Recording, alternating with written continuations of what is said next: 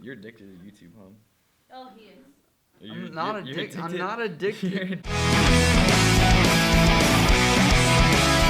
What up, guys? Welcome to NickyMGTV for another military video for all your military video needs. As always, if you have any questions or you want to see my daily life, you can add me on Snapchat or Instagram, or you can always leave a comment down below and I'll get back to you there. As always, on this episode of NickyMGTV, we've got Schmelson with us, Navy Corpsman as well, rocking the Vans hat. She's coming out of Palmdale, California. Sucks.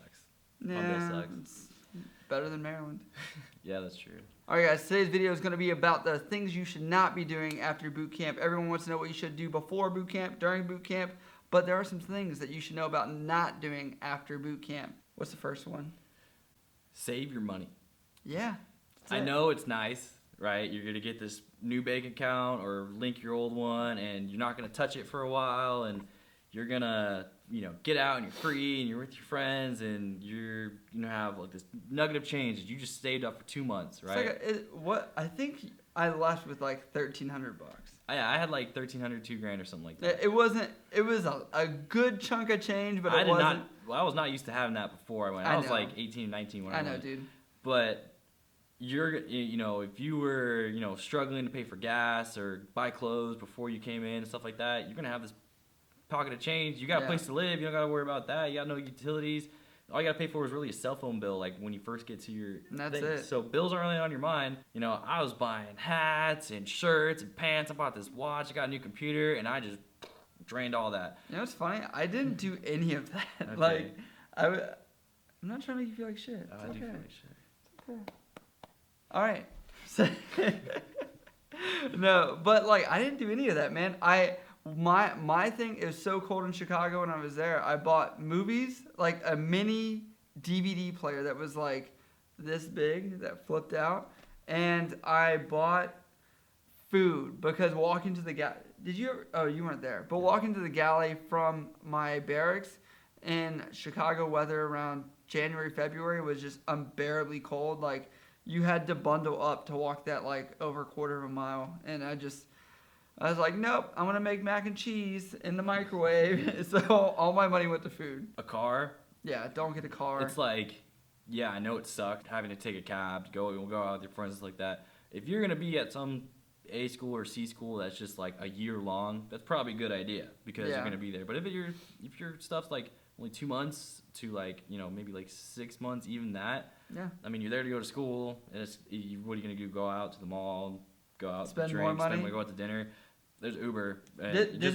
I had a question from a viewer. Did they let you guys have cars in San Antonio, or what was the ruling? Oh, well, I was the very first class to go through San Antonio, which was 6.5 years ago. But there was one kid that had a car. There was a few. I think they got it towards they were graduating because they ended up driving to where their next duty station was. But you never know where you're going to go, out of school, because they just kind of order stuff. I just know most likely they're not going to let you guys have a car. You have 2 month order, or your school is about 2 months or something like that. And then you're going overseas. Now you have to now you got to worry about shipping a car overseas, or you have 2 weeks to sell a car that no one wants to buy because it's when you're looking for a car, it's always super expensive and everyone wants to cut and dime you and all these things. But when you're trying to sell your car, no one wants to buy your car. If you get orders to say Japan or overseas, you can't even send it with you most of the time. Like us in Germany and Italy and stuff like that, you can bring your car, but there's some duty stations you can't even bring it to. So that's why I tell people, just wait to see where your final duty station is at. Hell, if after A school you're going somewhere right down the street and you want to buy a car, then buy it then. But it's just not worth it. You're too much in transition of where you'll go. Beware of dealerships, right? Yeah. Like I was saying, those guys know you have a constant, paycheck, source of money and a big chunk of change that you can put down on something, right? Yep. So they're going to get you with some super high interest rate, and it's literally at every single military installation there is a car dealership waiting to prey on. There's two things at every base: car dealerships, strip clubs. Yeah. That's it.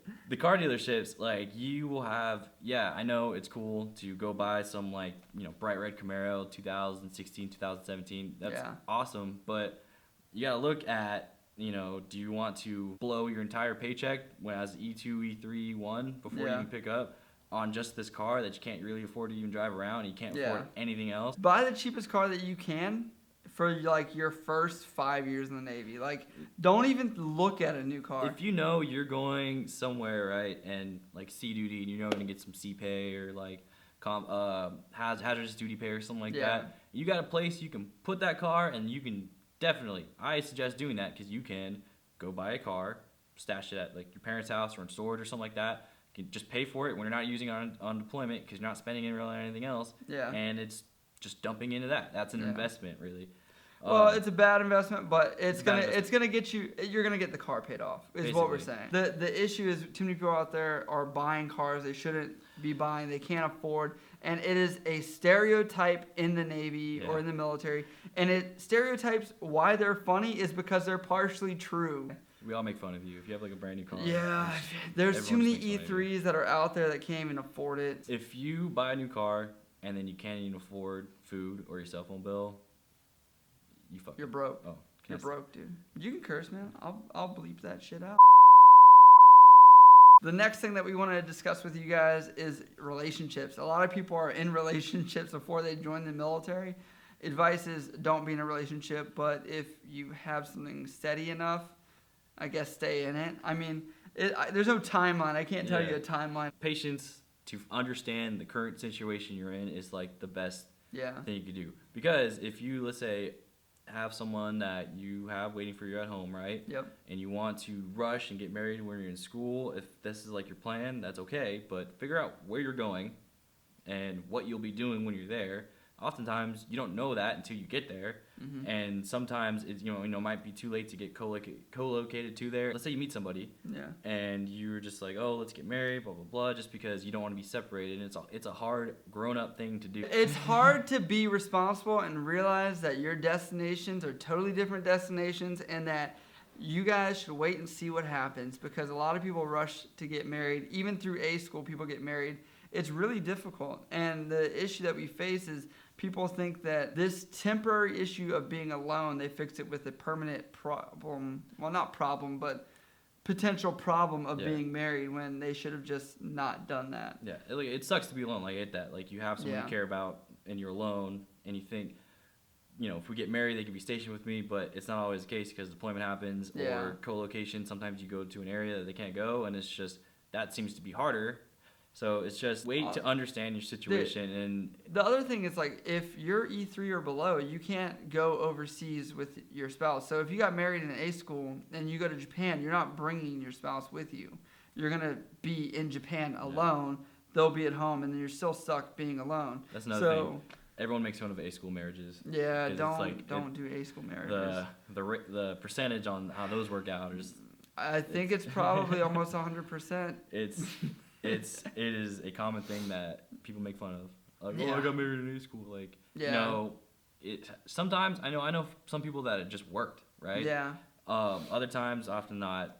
The issue is being dual military, both active duty Navy or active duty any service, is really difficult, and it's putting a relationship under unnecessary stress. So my suggestion is try and find somebody that's not military related. The only benefit of a military relationship is a lot of times they'll understand maybe a little bit better about what your situation is, but it's not like that benefit doesn't outweigh the fact that you're probably not going to see them. I've met couples that they literally deployed, like one went on deployment, other went on deployment, and it was like that for like 3-4 years. So, and then getting a divorce. If you think about it, you go to boot camp, you're getting shot out of a cannon, you're going through one training to another training to another training, and you're trying to settle down while you're still moving and rolling. Yeah.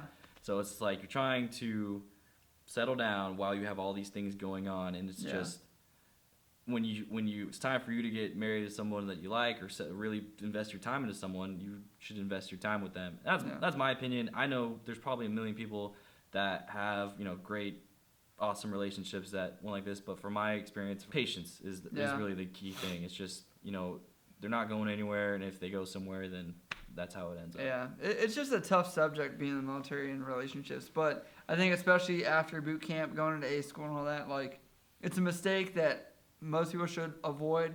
You're going to be told this even when you guys go through boot camp and A school, and people are going to talk about it, and people avoid it still, but that's how humans work. We try and pass on information to make people smarter the next generation, and people are still doing it, so that sucks. It's deep, man. I know. Real fucking deep. It's got real. It just got real on NickyMGTV. Did you feel that? Did you feel alcohol? Because A school, I was gonna say this, A school can be like a college if you make it like a college. During A school, you're gonna see people if you go to Great Lakes, I don't know if it's like this in San Antonio, but there will be not barracks, but there will be hotel parties that you'll be invited to. It's really easy to get caught up in underage drinking and all that kind of stuff, and it's real easy to get kicked out. You go through so much just to have one bad night drinking, and it's done. You're over. Yeah. Like, I had friends, that have been in for a minute, and they made one stupid mistake, and they're done. And then I have other people that made a stupid mistake, and they just got here, and they're done. Yeah. So it's like, if you're going to do it around people that you trust. Like, you go out drinking with your friends that actually got your back, not just going to leave you somewhere. Yeah. So I'm basically, I hate being that guy, drink responsibly, which is, you really got to, because you don't want to throw away your GI Bill, retirement, even, because if you get kicked out in your first, if you don't, you have to fill some certain time for good conduct medal, and that plays into how much of a GI Bill you get. So if you get kicked out early, you're only getting a percentage of what you signed up for, because you didn't fulfill your time. You have to do 36 months. Yeah. And so if you don't do 36 months, then you're kind of like screwed, and you're only getting whatever percentage of what time you were in. So you're actually cutting yourself short. The issue is just too many people that go into A school are, I say, young and dumb, and that's because you're so new to the Navy, you're not understanding how it works.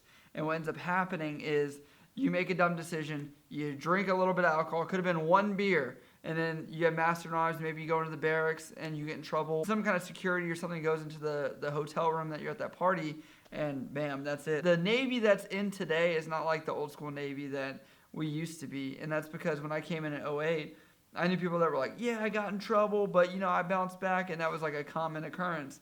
But now it's like, if you mess up once, that's all it takes. If you're joining anything, Navy, for me, I tell people, you're here to do a job, do it well. Yeah. What you do off time, that's your time, but ultimately you work in 24/7, because you're never off of work, really. You're still held accountable. You're still held accountable. Either way. That doesn't go away. Just because you go home doesn't mean that you're done. You're free, and you're still part of something that reflects upon them. Fresh baby face 18-year-olds, and there are people that are like 30 that join the military too. That doesn't really. I talked about that a little bit. We just always go back to that one person out of high school going in there. Cause that's what I was. I mean, I took a break. I went to college for a year, and then I dropped out and joined the Navy, which is like half my friends. Everyone has their own journey. They show up and they're there to do a job, and it's cool to have fun with your friends.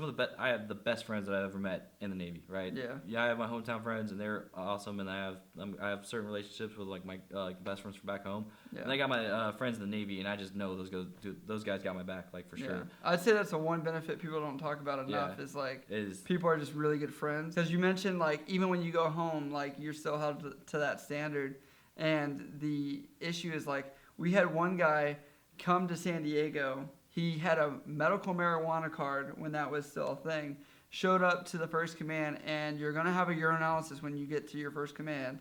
So he took the piss test, popped, and then he said that because he had a medical marijuana card, it was legal. But he didn't understand that was a state law, not a federal law. So he was kicked out within he wasn't even in the Navy a year. Any other tips you got for somebody A school? Just stay focused while you're there. Learn your job, because if you don't learn it when you're in school, you got to learn it when you get to wherever you're going, and it sucks. Focus and be patient. And stay motivated, stay humble, stay hungry. Yeah, stay hungry. See you guys. Not too hungry, because there's a weight standard. All right, guys. As always, thanks for tuning in to NickyMGTV. If you guys want to follow my life, have any questions, you can hit me up on Instagram, Snapchat, listed down below. As always, guys, I love you. I'll see you guys next time. No smart-ass answer this time. NickyMGTV. And missing each other too.